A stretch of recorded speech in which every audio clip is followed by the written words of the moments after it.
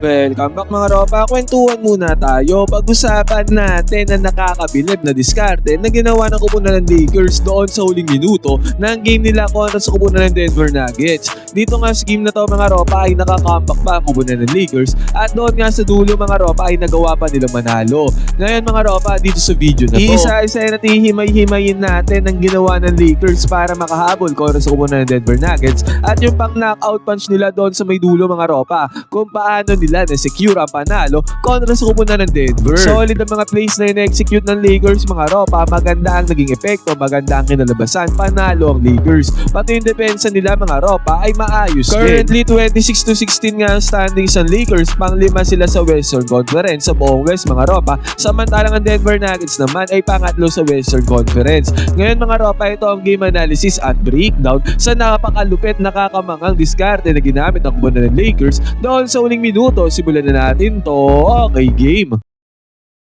Ngayon mga ropa, dito na nga tayo magsimula sa may dulo, third quarter to, 71-57 na score. Lamang dito ng 14 points sa kupunan ng Denver Nuggets. Tambakol pa rin dyan ang kupunan ng Lakers. At tignan muna natin ang opening na depensa dito na ginamit ng kupunan ng Lakers. Nag-zone defense dito si Coach JJ Redick mga ropa, mapapansin natin. Ball handler si Jamal Murray dito sa may ibabaw at nung nag-help defense dito si LBJ, napilitan tuloy yung Lakers na mag-help doon sa may gitna doon sa nag-roll mga ropa. At kitang-kita natin, pati si Jackson Hayes ay napilitang mag-help defense dyan doon sa may gitna. At ang tendency outcome nito, open na open si Jones dito sa may right side. Late close out by Jackson Hayes, buti nga nagmintes ang tirada dito ni Jones. Pero si LBJ mga ropa ay nakapunta kagad doon sa may kabilang ring, sa may fast break mga ropa, at kaya nagkaroon ng easy 2 points dyan ang kupunan ng Lakers. Ngayon mga ropa, bumalik ulit tayo sa depensa ng kupunan ng Los Angeles Lakers. Again mga ropa, so defense pa rin ang kanilang nilalaro dito. At nung kumat sa may gitna, ganyan ang ginagawa ng Denver Nuggets mga ropa. Pinapapunta nila sa gitna ang isang player nila.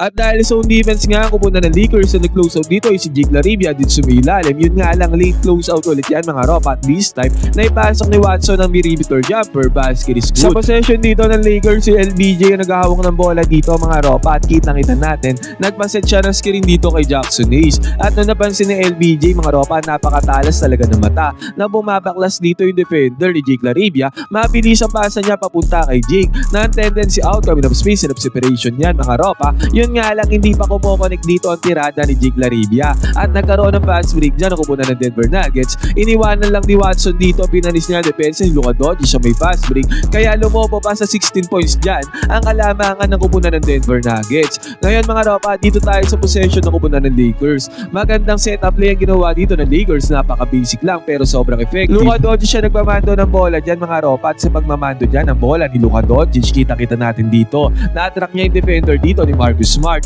Pwede na ngang idiretso ni Luka Doncic yung bola papunta kay Marcus Smart mga ropa, yun nga lang hindi niya ginawa, pinasa pa niya kay LBJ. At dahil alam ni LBJ na open si Marcus Smart dito sa may right side court 3-pointer, swinging niya kagad yung bola mga ropa at mabilisan lang pinukol ni Marcus Smart ang 3-pointer. Resulta niyan, 3-pointer para sa Lakers, basket is good. Props sa tirada dito ni Marcus Smart sa may 3-pointer.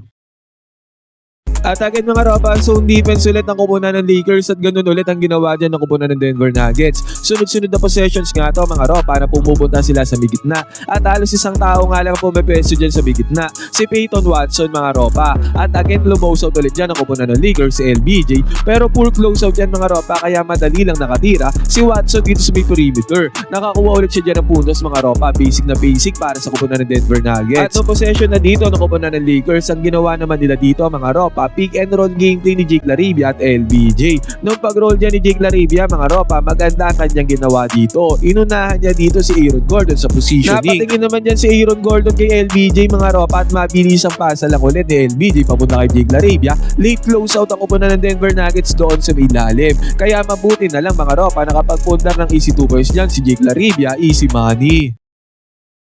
Dito ulit sa possession ng Denver Nuggets mga ropa, sa wakas nagmintes din ang kanilang atake dito sa may 3-point area.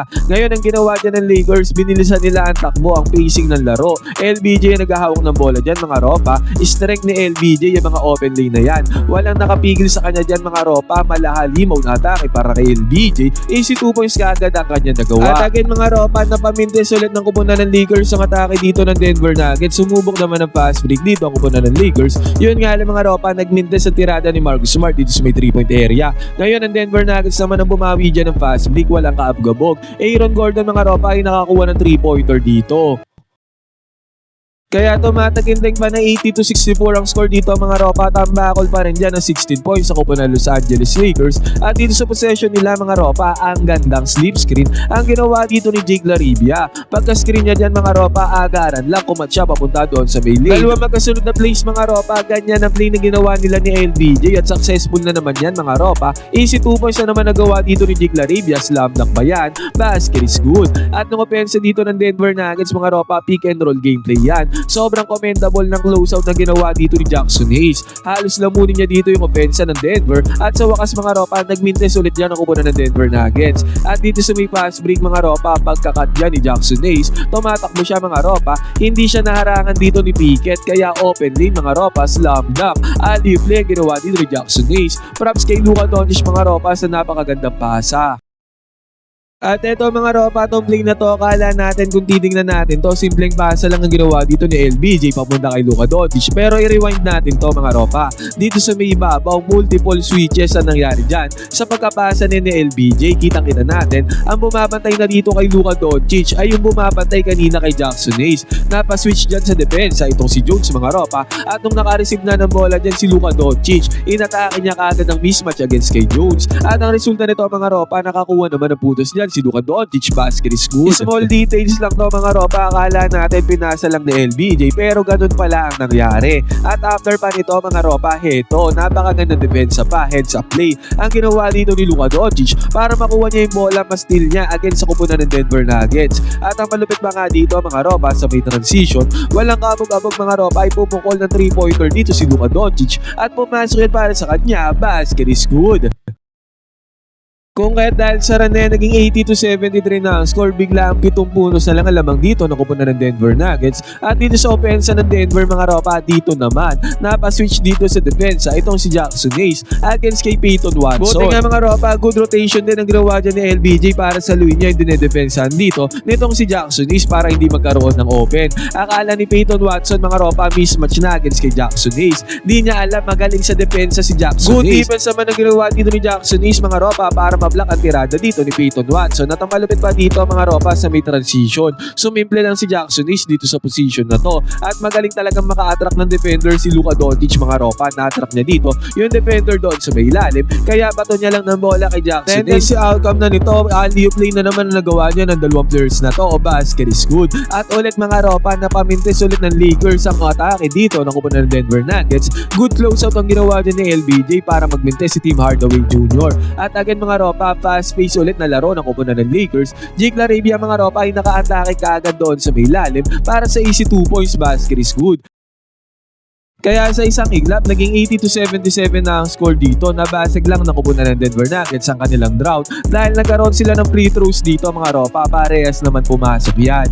Samantala si Luka Doncic naman, kahit wala ng major play na nangyari dito, halos 1-on-1 na lang din talaga to. Magaling lang talaga si Luka Doncic. Na-scorean niya ang depensa dito ni Jamal Murray. At after niyan mga ropa, ang kupunan ng Denver Nuggets, Jamal Murray nagmando ng bola dito. Napakagandang penetration niya, talaga natak niya ang defenders dito ng Lakers. Sabay napakagandang pasa papunta kay Aaron Gordon. Easy 2 points yan mga ropa. At samantala Luka Doncic ulit, wala ulit play to, sinolo ulit ni Luka Doncic. Easy 2 points ulit ang kanya nagawa dyan. At after nito mga ropa, walang kaabog-abog, wala ding play to, top of the key 3-pointer, pumasok para kay LBJ. Basta gantong walang play mga ropa, individual skill na lang din ang basayan dito. Talagang magagaling ang mga players. At na nangyari nga dito mga ropa, nung nakakuha ng bola si LBJ, dire-diretso ulit siya dyan mga ropa at nakakuha siya ng easy 2 points doon sa may lalim. Kaya itong third quarter na to mga ropa ay natapos sa score na 88-86. 2 puntos na lang bigla ang kalamangan dyan ng Denver Nuggets.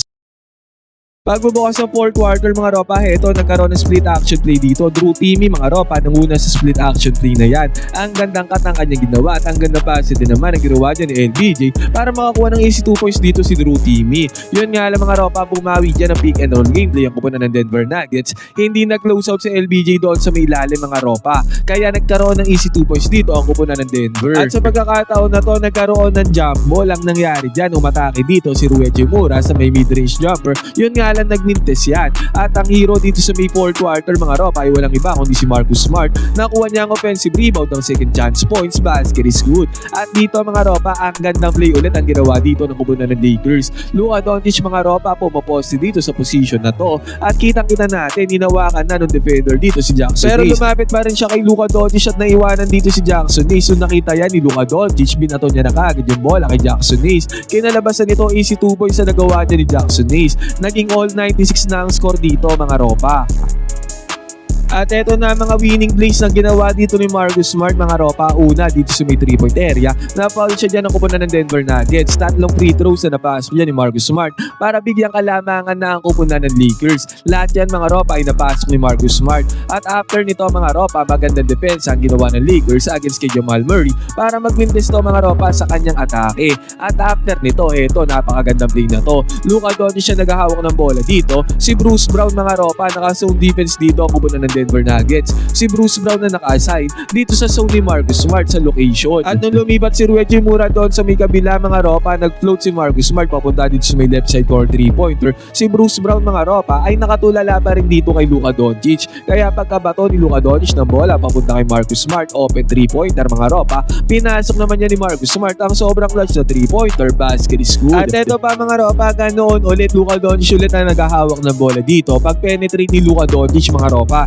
sobrang lupit talaga mag-penetrate at talagang na-attract niya yung depensa ng kupunan ng Denver Nuggets. Na-attract niya dito yung defender ni Marcus Smart dito sa may right side corner 3-pointer. At dahil na-attract ni Luka Doncic, madali ang pasa lang papunta kay Marcus Smart. Again mga ropa, open na naman si Marcus Smart dito sa may 3-point area. Pumasok na naman ang 3-pointer dyan ni Marcus Smart mga ropa. 9 points ang kanyang ginawa dito sa crucial 4th quarter mga ropa. At yan talaga ang nagbigay ng kalamangan dito sa may Lakers para makumpleto ang comeback. Knockout punch kumbaga mga ropa. Nagkaroon pa nga ng dalawang 3-pointers dyan ang kupunan ng Denver Nuggets. Pinakaba pa ang kupunan ng Lakers pero eventually kinapos na sila sa oras. Hindi na nakakambak dyan ang kupunan ng Denver. Dito sa game na to na-execute ng kupunan ng Lakers yung mga right plays dahil nagkaroon nga sila ng mga open shots dahil sa magagandang plays na kanilang ginawa. Kombinasyon pa mga ropa ng 1-on-1 isolation nila Luka Doncic at LB. Samantalang ang Denver Nuggets naman mga ropa ay nagkaroon ng mga open shots. Yun nga lang mga ropa, hindi nila naipasok ang mga open shots ngayon.